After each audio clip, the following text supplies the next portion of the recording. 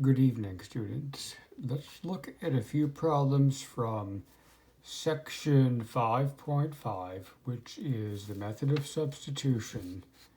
And in these problems, the integrals that we're dealing with are definite integrals, which means that we actually have limits of integration. So problem 57, we have the integral from 0 to pi over 6 of sine of t over cosine squared of t dt. Now, if we look at this expression, take a few seconds to think, and you'll make a substitution.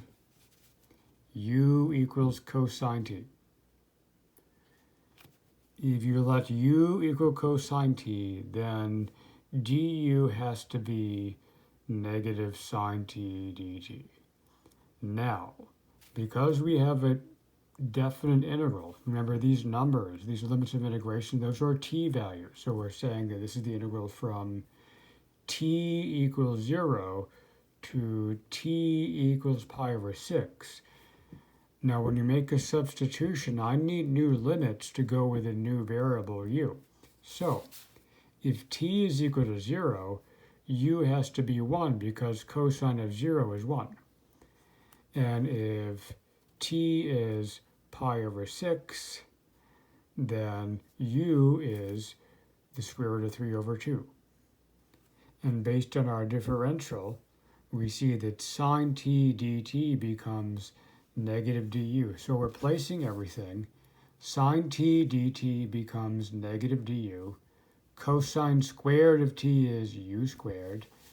And instead of the integral from 0 to pi over 6, it's going to be from 1 to the square root of 3 over 2. Now, what you're going to do is you're going to use one of your properties of integrals.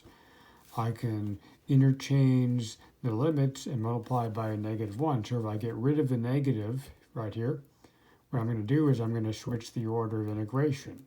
So now the negative is gone, but now the integral is from the square root of 3 over 2 to 1. And remember, the square root of 3 over 2 is something like 0.866.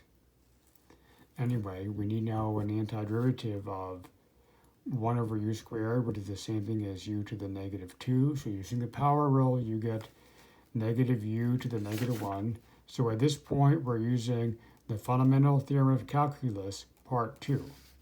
Use fundamental theorem of calculus, part 2. So we're plugging in the upper and lower limits and we're subtracting.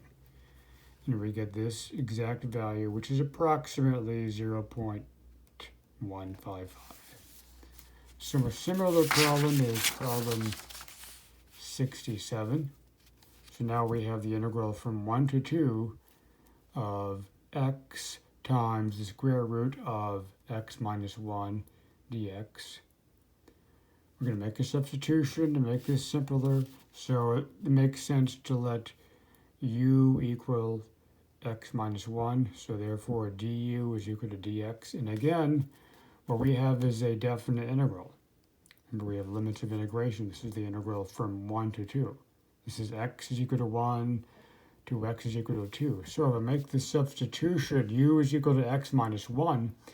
If x is equal to 1, u is 0. And if x is 2, u is 1. So now the limit is going to be from 0 to 1. The square root of x minus 1, well, x minus 1 is u, so this is the square root of u. Dx is du. Now, where did this u plus 1 come from? Well, go back to your substitution equation. You can use this again. We don't get rid of this x, but this x can be replaced with, if we solve this equation for x, we get x is equal to u plus 1. So now I have the integral from 0 to 1 of u plus 1 times the square root of u du. So you're going to distribute the square root of u. Think of the square root of u as being u to the 1/2. Use the laws of exponents. So we have here u to the 3/2 plus u to the 1/2 du. Use the power rule For antiderivatives, what you do is you add 1 to the exponent and then divide. 3 halves plus 1 is 5 halves. Divide by 5 halves is the same thing as multiplying by 2/5. 1 half plus 1 is 3 halves. Divide by 3 halves is the same thing as multiplying by 2/3. And this integral is from 0 to 1. So really what ends up happening is we just end up adding these coefficients. We have 2/5 plus 2/3, which is, if we had a common denominator, we end up with 16/15.